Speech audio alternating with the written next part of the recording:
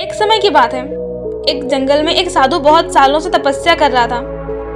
एक दिन जब वो पेड़ के नीचे बैठकर अपनी तपस्या में मगन था, तब उस जगह पर पानी की बाढ़ आ जाती है।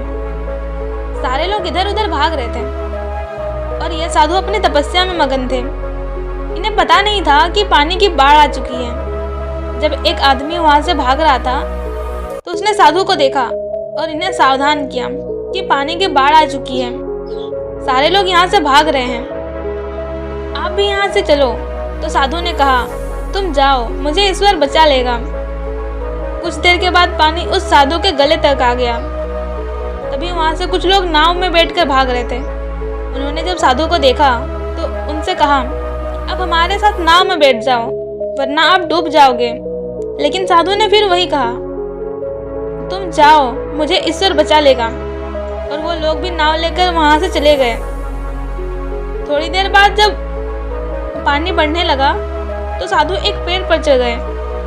तभी वहां से एक हेलीकॉप्टर गुजर रहा था जो लोगों को बचा रहा था। जब उन्होंने साधु को देखा तो साधु की तरफ रस्सी फेंकी और उन्हें ऊपर आने को कहा।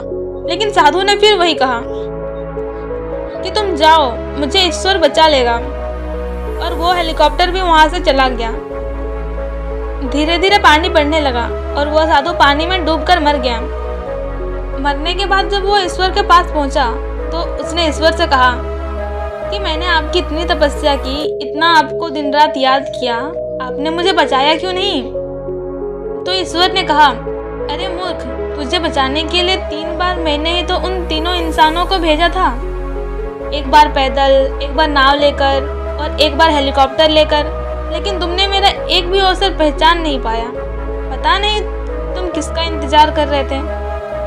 इस कहानी से हमें यह सीख मिलती है कि ईश्वर हमेशा किसी न किसी को जरिया बनाकर भेजता है हमारी मदद करने के लिए, लेकिन हम अपने घमंड में उन्हें पहचान नहीं पाते हैं और ऐसे मौके को हाथ से गंवा देते हैं।